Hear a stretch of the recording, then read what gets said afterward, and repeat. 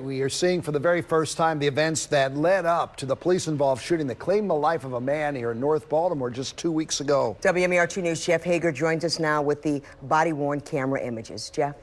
Kelly, when an officer pulled up to check out a car tied to an earlier armed robbery outside the Rite Aid in the 6300 block of York Road, he spotted a man behind the wheel, and in less than a matter of 3 minutes, he and the suspect would engage in a struggle to the death. He's in the car now. I'm about to approach him.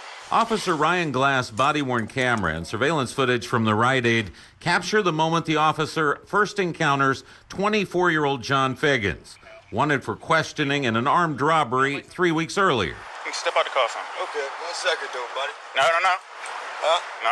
Oh, no. I was putting my thing down, buddy. Just unbuckle your seatbelt and get out the car for me. After checking Figgins' person for weapons, the suspect becomes more agitated. I'm not going anywhere, buddy. Why are you putting the cuffs on me? Oh, I would like to talk to the boss, though, buddy. You want to talk to the boss? Yes, sir. When a radio transmission confirms Figgins should be taken into custody, things come to a head. They want to transfer him to the district, so yes, he is wanted. I'm wanted. For what, though? All right, I'm getting up for you, buddy. You're moving too much for me, man. Because I don't know what's going on, buddy. I just told you. Come on, buddy. Stand up. No, buddy.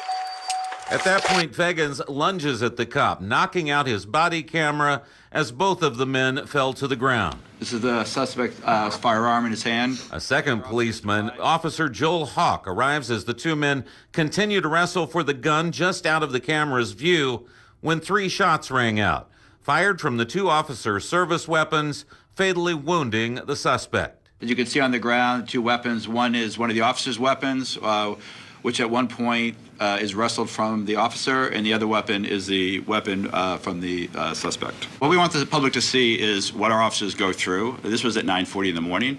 We're not talking about a midnight shift. And you can see him reach underneath what we believe was underneath the seat to take the weapon. It's a very dangerous job, whether or not it's daytime or nighttime. Figgins had addresses in both Philadelphia and Rosedale, and police believe he may have been driving the car in the parking lot of the Horseshoe Casino when someone jumped out of the passenger seat and robbed a victim at gunpoint of a cell phone and cash. Meanwhile, tonight, both of the officers involved in the fatal shooting remain on routine administrative duty.